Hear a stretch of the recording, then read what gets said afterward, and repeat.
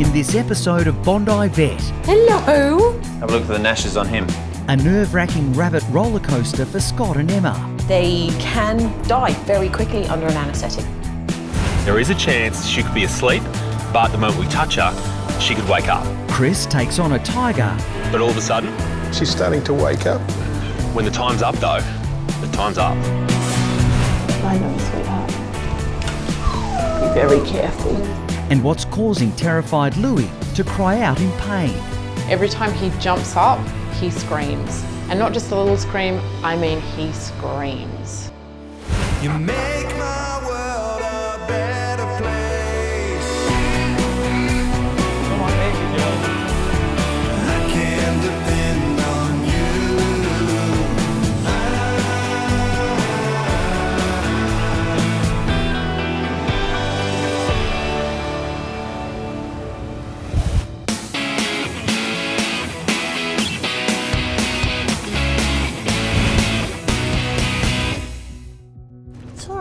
At the Bondi Veterinary Hospital, anxious owner Erin is waiting to see Dr. Kate after her 4-year-old cavoodle Louis suddenly started crying out in pain. Oh, good boy. Erin's really worried about Louis. Louis's come in today. Every time he jumps up, he screams. And not just a little scream, I mean he screams. Hey Erin. Hi. How are you? Good, how are you? Hey Louis. How are you, mate? Hey. I feel like Louis is like a big part of my life. I take him to work 3 times a week with me, and then when we're working at home, he's always by my side. It's kind of scary for me. It's the first time something quite serious has happened and he's been in a bit of pain. When I pick him up, he'll like scream in pain. Okay. It's also like when you pick him up, or when he jumps up, or he won't even try? He won't even try. Okay, now. yeah. The way that Erin is describing this sounds to me like there's some kind of orthopedic pain. So that means there's possibly some kind of pain in the neck or some kind of pain in Louis' back. I know, sweetheart. Be very careful. Very careful. How long do you reckon it's been going on for? Like Friday midday I noticed it, and Yeah. then it got progressively worse Saturday day when we were home with him. Does sound like it's possibly a neck or a back, but I just want to make sure it's not anything else. Okay, sure. You know, being a vet is like being a detective. You've got to try and figure out as many pieces of the puzzle that you can possibly find, because if you miss a piece, it could be a really vital clue as to what's going on. Its heart rate's normal. It's got a good little heart. It's not dehydrated, which is good. And round this way, Louis. Good boy. You can see he's a little bit stiff to the left there, but he's actually pretty good. Like he can get all the way around. We're going to go up the spine. So we're going to start at the bottom here. Every little vertebra. Have a little feel that was uncomfortable. You tell us where it hurts, mate. Does it hurt in here? And he's like, I'm not going to say a word, dog. Yeah. Not a word. Of course. Dogs, especially at the vet clinic, don't love to show that they're in pain. They quite often mask their pain when they're stressed. Louis is no different. He's here saying to me, I'm fine, Mum, we're fine, let's just go home. Let's go like yoga dog, yoga dog. And knee this one. Can we go yoga dog? Out we go. His hips are amazing. He has got seriously good hips. His knees feel good. Everything else is going pretty well. I can't find any real sources of pain in Louis. He's 39.5. It's borderline, it's pretty hot. What I can find is that Louis has a temperature of 39.5. Is he just hot because it is absolutely boiling outside? Yeah. Or is he actually hot because he's actually carrying a temperature? And I just want to see that he's actually not sore anywhere else. So as you know, like for example, things that can mimic things like back pain. Yeah. So abdominal pain, sometimes you can actually have referred pain from the back. And then the other thing is obviously things like kidney pain. Yeah. So that's just precautionary. Take some blood off him. Sure. Check his bloods. That's it, Chook, you were very brave. Would you like a little chicken snack? Would you like one of these? No, I don't want it, Dr. Kate. Are you sure, Louis? No. Initially I was worried about Louis that it would be like a broken bone or something and he would have to go get x-rayed, but now I'm kind of worried that it's something more serious, something to do with his liver or something really internal. So yeah, I'm kind of worried that it's something bigger than I initially thought it would be now. What have you got for me? So we've got a slightly high elevated liver enzyme, and we've also got an abnormal pancreas. So there is something going on in his tummy, not his back. Guess what, Lou? You've got pancreatitis. Oh my gosh, really? You don't have anything wrong with your back. You have something wrong with your pancreas. You got the pancreatitis. Pancreatitis is very serious in dogs. Dogs often end up in hospital. They end up on IV fluids. They end up very, very sick. Sometimes they can even end up dead. We know that there's some kind of genetic component, right? So it doesn't happen in every dog. Oh, okay. And we know that there's usually some kind of trigger on top of that, right? So that trigger can be something like a high-fat meal, for example. So it could be something like a red meat, like a lamb or a beef. I think we've caught him pretty early. Okay, that's good. He's eating at the moment, right? Yes. Erin's done a really good job bringing him down today. If we hadn't have caught this, this could have gotten really serious. What we need to do today is I'm going to give him some antiemetics, so something to make him feel better, Sure. a pain relief, and some antibiotics. Okay. Good boy. How'd you get something wrong with your pancreas? I don't know. Good boy. He's a good boy. All right. You're going to feel better in no time, mate. I think that's great. He'll feel so much better. Okay, so you know what to do? Yes. Okay, you've got all your instructions. Yes, I do. Lou, be a good boy and take your tablets. Even if Louis wasn't squealing, I bet she still would have brought him in, because I know Erin and I know that she would feel like there's just something wrong with him. And those are the signs that I want owners to look out for. And when you're in tune with them, you know there's something wrong with your dog. Good boy. Come on.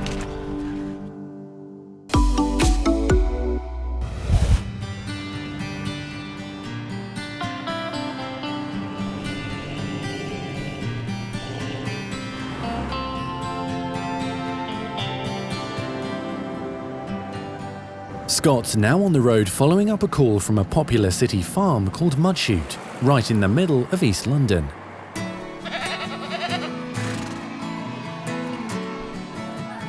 Mudshoot Farm is such an important part of the East End. To have free admission to places like this in London is really quite phenomenal, and the amount that the kids get out of this is brilliant, particularly as they live very urban lives. Scott's patient today is one of Mudshoot's smallest residents. Right, so Nick, I think Papa's down this end? That's right, he's in with the other rabbits at the moment. Okay, how's he getting on? Well, he's okay in himself, but he does have this recurrent problem with his teeth, which keep regrowing like crazy. Gosh, I can see them. They are some massive gnashes, aren't they, right now? That's right, and that's only about 2 weeks growth since they were last clipped, yeah. Wow. Okay, well, let's have a closer look, shall we? So when I saw Papa, I was pretty shocked. You don't very often see teeth on a rabbit that look like they should be on a rhinoceros. Okay, so now getting hold of him may not be entirely straightforward. Yes, that's always the reason that rabbit owners are late to the vet. Trying to catch them. I'm happy to leave it to the expert. Oh, here we go. Good boy. Hello, mate. That's a professional at work. Here we go. Wow. They are impressive, aren't they? They're almost like tusks. It's not a great look on him, is it? Let's be honest. And of course, it's going to interfere with his eating, isn't it? They were pretty substantial and exceptionally abnormal. You certainly want to be careful to take your eye out. Papa, he wasn't a planned acquisition. He came to us when he was dumped in a hedge, basically, along with another rabbit. So they've been living with us ever since. And we use both of them in our animal handling, which is when we get kids visiting and they like to actually get up close and stroke a rabbit. But we get people kind of calling the RSPCA saying, hey, you've got a rabbit that's in a terrible state. And we have to explain, no, we haven't. We're trying to manage it, but there is this chronic problem. So the problem he's got is a problem called malocclusion. As you know, rabbits' teeth continue to grow their entire life. And in this instance, they're not rubbing against each other, so they're growing and growing to the point where they're forming almost jail bars. He can't eat when they're that long. He's picking up dirt and muck off the floor when he is trying to eat. And of course, that's going to mean eventually that he's going to lose weight and have health issues. So it is something that we do need to intervene on. This guy, you're trimming his teeth about every 2 weeks. Yep. And you got to think, over the life of a rabbit that's probably 6, 8 years, that's a lot of trimming. Yep. And I think actually the best option for him is to try and get those removed. The ones we're going to remove are incisors. They're actually the catching, the nibbling teeth. They're really not important from the point of view of chewing teeth, which are the molars at the back. So all we're going to do is remove the jail bars and get that guy eating again. Gotta be brave there, mate. You gotta get a beautiful smile. This is certainly not beautiful right now, is it? No, if we were unkind, we could post some pretty freaky pictures of him. Yes. It's absolutely fantastic news if Scott can help us out with this, because, as I say, we've got the financial problem of visits to the vet every 2 weeks kind of adds up, and the welfare issue that, poor Papa is suffering from these huge and weird teeth. Okay, so we should pop him in there ready for a trip to the clinic. There you go, buddy. So now it's time for Papa and me to take the long journey back to the clinic. But as it's pretty late in the day, I think what's best is he comes home with me. And I know 3 very excited little people that are going to wake up to a lovely bunny in the morning. So Goldilocks was very hungry, but very naughty. Can you feel the porridge on there? In Twickenham, the Miller household is also up early. Scott's daughters, Summer and Quinn, are about to get a surprise. Girls, look what I've got. What's his teeth so long? You know how like you've got your baby teeth and you're ready for your big girl teeth? Well, when you get your big girl teeth, they stay the same size. But rabbits keep growing and growing and growing. So you know what Daddy's got to do? He's got to take his teeth out. Oh my goodness. My kids are massive animal lovers, and it doesn't take much to get them overexcited, particularly fluffy things. Oh, well done. Let's see. It was love that changed the life of this Aussie vet. He met his English wife Zoe on a blind date. I'd had, a few heartbreaks and decided, you know what, I'm giving up on that and I'm just going to get a dog. Much, much simpler. But then realised, wow, having a cute puppy really helps pulling girls. And we had an amazing first date and, the rest is history. Is he cuter than Daddy? Yes. Oh, get out of it. That can't be true with those teeth. You're joking. I still love you, though. Oh, thank you, sweetie. All right, should we let him have a little hop about? There we go. Quinn, you sit there, that's it. Zoe and I got together and then actually moved out to Portugal. And then just as we found out we were pregnant with our first child, we decided that actually we wanted to come home to be able to be around Zoe's family. So we came back to this lovely area of southwest London, which is just glorious. Bye-bye, beautiful. Bye. Okay, see you later. I saw his butt. You saw his butt? Oh, dear.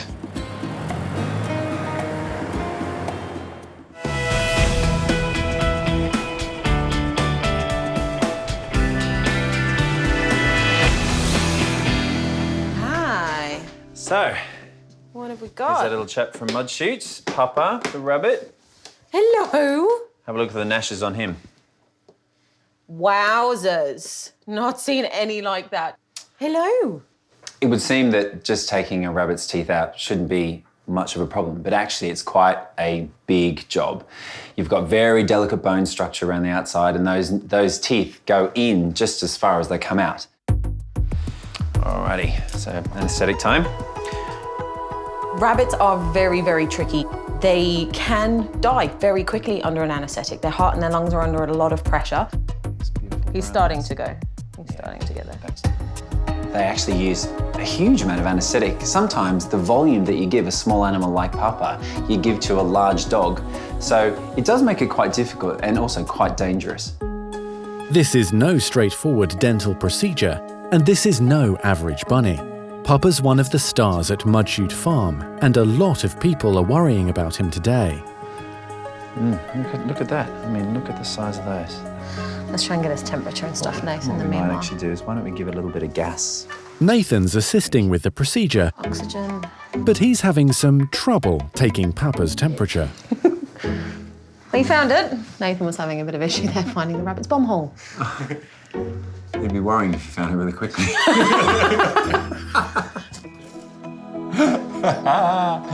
I know, blush. Excellent. Oh, luminous. See, I red. can't say rude Luminous things. I red. can't say rude things. You know, the tensions are so high and Scott does get quite stressed out. So if we do try and, relax everyone a little bit and mention anything slightly naughty, it does get a bit funny and Scott just blushes and goes luminous red. We find it quite funny. But the laughs are over when Scott starts having problems intubating Papa. Yeah, I think what I'm going to have have to do is burr these down first because they're just getting right in my way. I just can't push things down far enough. So after numerous attempts, I literally cannot see in order to place the tube. So I need to pull out the big guns. I grab out the power tool. I help to grind down those teeth just so I can see where I need to go, which is down his airway. There we go. Right, let's try tubing again. So, Nathan, rabbit all good? Yeah, breathing nicely. Now I can see what I'm doing. Hey. Yeah. Good stuff. Lovely. Okay, well done, everyone. Oxygen's on. When you're approaching a dental like Papa's, you do need to mind the resource of patience because he had very strange curved roots. And so although we have to put a bit of force there, at the same time we have to be so gentle because there's so many important structures all around those teeth. So yeah, made me sweat a bit. Okay. Those bad boys. That's one. 3 more to go. You've seen how long the roots are. It's not something that is lightly undertaken. Number 3.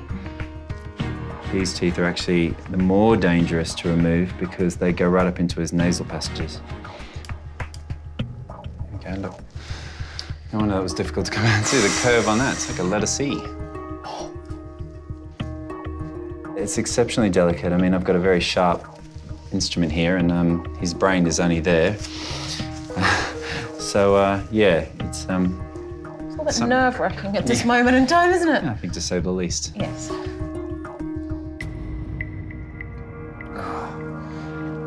That's it. Done. I can breathe again now. Okie dokie. So to get all those teeth finally out of Papa's mouth is a massive relief. We're done. Okay, well done, team. Good job. This boy up. Come then, buddy. He's off. Look at that. Doesn't he look handsome now without those big things in his face? It does. Really beautiful. It is very important that we now get Papa eating as soon as possible. Rabbits have such a high metabolic rate that if they don't keep the food processing, they can get what's called gut stasis. Their guts actually stop working, and we need to avoid that. You can quite figure out how to do this without your teeth. I'm hoping that he's going to take some of the food that I've put down for him. Otherwise, if he doesn't eat anything now, then he will unfortunately have to be force-fed and get a syringe in his mouth.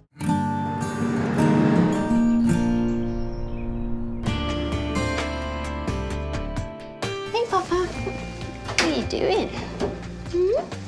Next day, student vet nurse Jess is trying to tempt Papa to eat after his drastic dental work. Papa's beginning to get used to eating without his incisors. We're giving him softer food so that he doesn't have to chew it, unlike his hay and stuff, but he still is eating it and he's eating a lot of coriander now, which is a great sign that he is doing a lot better. Good boy, Papa. The bunny is now ready to go home and see his friends at Mudshoot Farm. And here's Jess with the little guy. Hello, mates. Here we go. Let's go back to Farmer Nick. There we go. Wow, let's have a look at you. What a difference. I think he's looking handsome, normal, and healthy. So it's great to have him back, looking so good.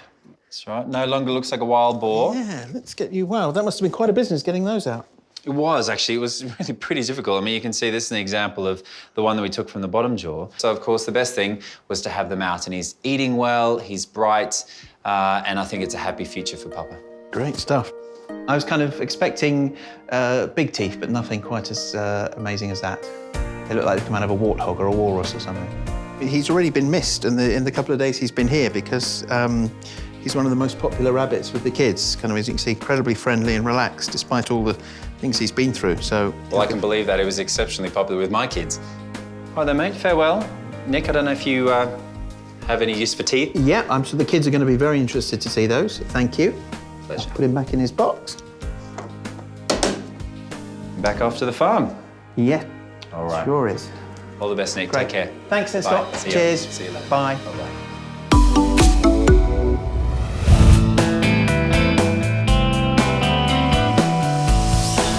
At the Symbio Wildlife Park south of Sydney, Chris has a much bigger patient to see.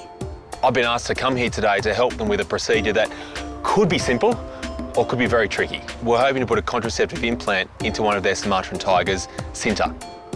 So who's this one here? This is our boy Jalua. So this is our patient's brother. Patient's brother, yes. And let me guess, the fact that they're brother and sister is the reason they need the contraception. Yes, they're both 6 years of age, so they are sexually mature. So because they are siblings, we need to make sure that Sinta remains up to date with her contraceptive implant.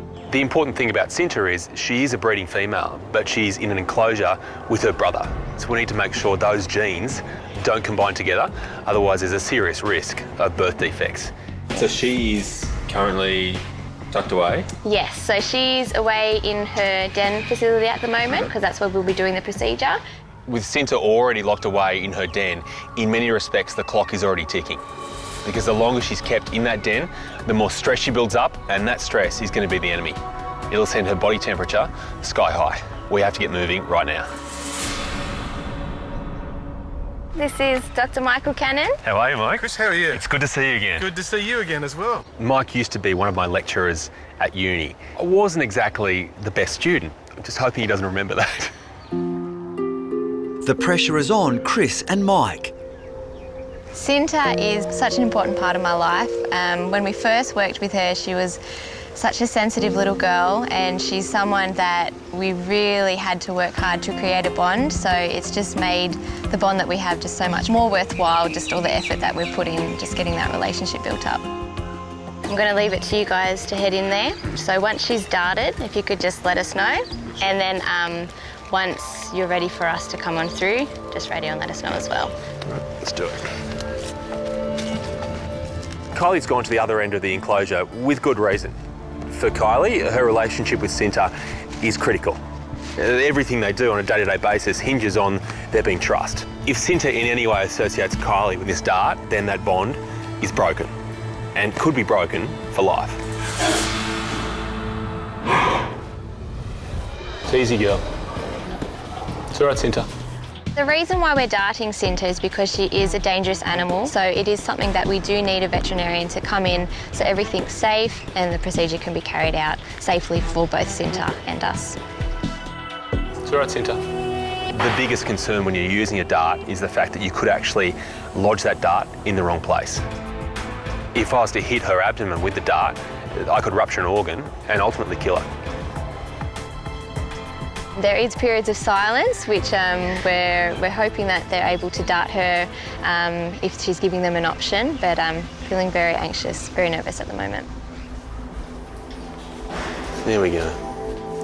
If you think you can take the shot, have a go.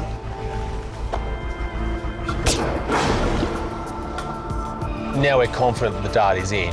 The important thing right now is assessing just how deep under anaesthetic Sinta is. If she has had some anaesthetic but not quite enough, there is a chance she could be asleep, but the moment we touch her, she could wake up. If she does that, everyone's in danger. Quite ticklish around the ears there. So there's not much response there. It's a good sign that she is quite deep. But before the team can enter her enclosure, they need to make absolutely sure she's fully asleep. So we're getting some really positive signs right now that she is deep enough. We're getting a slowing down of the breathing, and also there's no response when I tickle her around her ears or her nose, so we're pretty confident she is deep enough for us to approach. The medical team can now enter Sinta's compound. We've got anywhere from between 5 minutes to half an hour. So fairly fixed pupils there. Okay. When the time's up though, the time's up. Yeah, we just need to get this front leg here. Oh, just hang on. Okay. She's got a bit of weight behind her, doesn't she? Yeah, 90 kilos. Any animal that goes under anaesthetic, of course, there's always risks. When you're doing it with a big cat, there's risk both for the animal and also for the staff involved as well. So extremely anxious, anything could go wrong at any time. The main point of today is to give her a contraceptive implant here. So this is just almost like a little bead that goes underneath the skin that slowly releases a hormone over the course of 12 months, which will ultimately suppress her from breeding.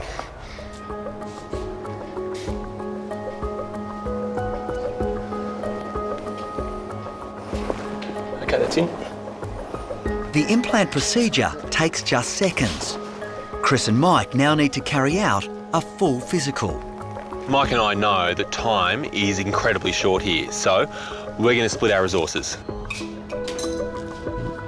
Working from the back, it's clear that she's in good condition. She's got a nice mix of muscle and a body fat. How are those teeth there, Mike? They're excellent. They're getting enough bones that are wearing it. There's no tartar forming there. There's no gingival recession. It looks beautiful. They're very impressive. Yes, but very clean as well. Absolutely.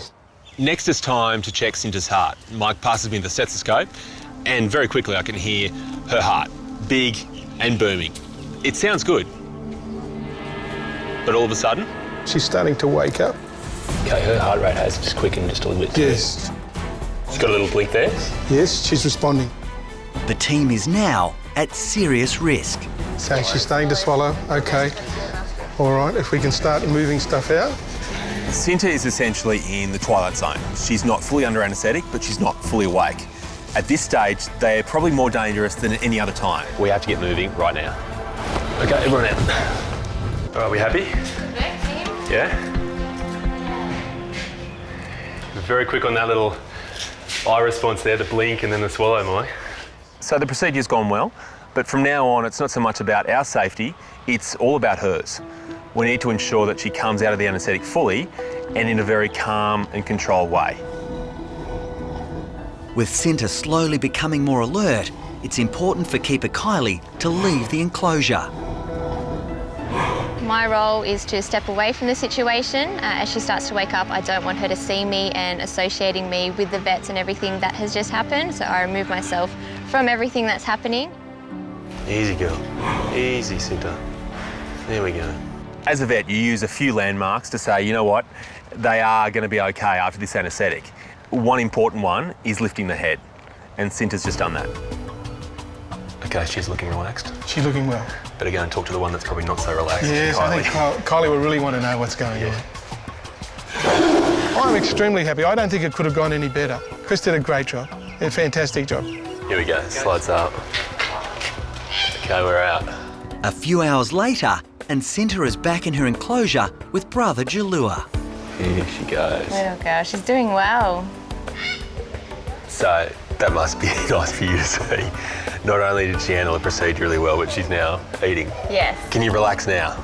Yes, yeah, it's Yeah. a huge relief. Very good to see her as normal, yeah. And one day, maybe, she might be part of that breeding program? Absolutely, yeah, she will be, just when a suitable partner comes about. That'll be really good to see her. She'll be a good mum. Overall, the procedure went really well today. Chris was fantastic. She got a clear bill of health. She had her implant, her vaccinations. She's happy, everything's safe. It went really well. Oh, well, it's been a pleasure, so thank you. No, thank you.